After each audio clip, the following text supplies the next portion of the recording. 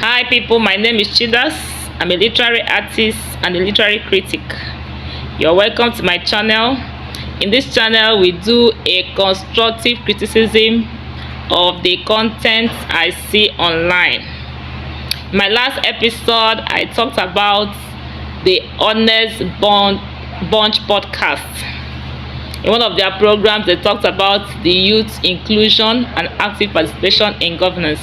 Remember, the Honest Bunch podcast is an audiovisual podcast that focuses on discussing real millennial and Gen Z issues with no holds barred. And 4 individuals are involved in the program. They do husband material, Deitikole and Ezine.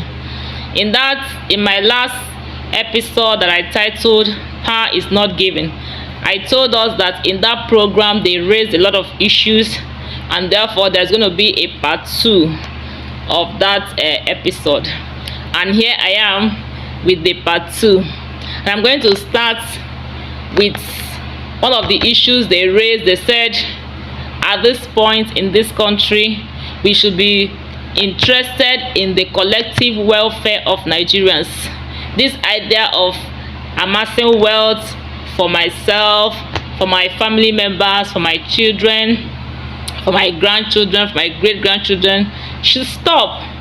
And that whenever it goes well, when it is good for everyone, it is good for everyone. So from henceforth, whatever you do, wherever you go, think about the welfare of the country as a whole. Remember, we talked about the youth being in governance, and they wondered what can be done to ensure more participation in politics by the youth, because they balance the notion by saying that most youths don't take part in election because they believe that the crop of politicians we have do not worth their vote. And they also said that there's a number of people that will take part, that will vote, and it will be very impossible, very difficult for elections to be rigged. And they cited some of these thugs that are used to rig election, and they are asking them, you are a thug and you have been used to win an election.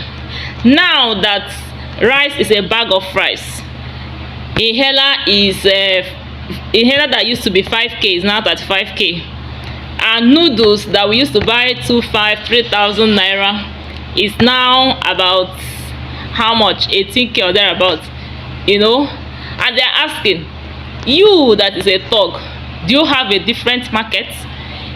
Are you not buying this bag of rice at 82? So you see that it is important that we begin to think about the welfare of the entire nation and throw away self, trying to satisfy self and all of that. They also pointed out the pressure that is put on a Nigerian youth, who is made to pay for house rent a stretch of 1 year, unlike what is seen in the other part of the world, where you receive your salary per month, you pay your house rent per month. In Nigeria, people are made to pay 1 year rent at once, upfront, and it puts a lot of pressure on the youth. And that is why you see a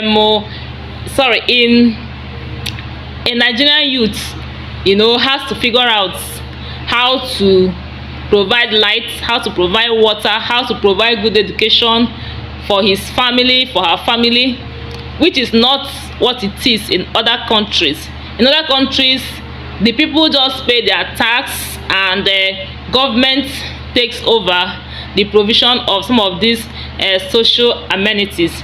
And I said, apart from somebody being a youth, we also need leaders that have empathy, people that did not just work for themselves. Over the years, we need politicians or leaders that have in the past, before they even come to vie for any position, stood up for something that will benefit their community, benefit their nation and all of that. Not somebody who has continually worked for himself alone. You know, we should talk about leaders that have empathy, not necessarily people that share money, people that have, that have a record of something they have done for the nation and for the entire community. I think I'm going to end this episode with this big one. We should think about leaders that have empathy, people that does not just work for themselves and their families. Let us look for leaders that have stood for something that will benefit the entire community or the entire nation. Thank you and God bless you. Remember to share, to like and to subscribe.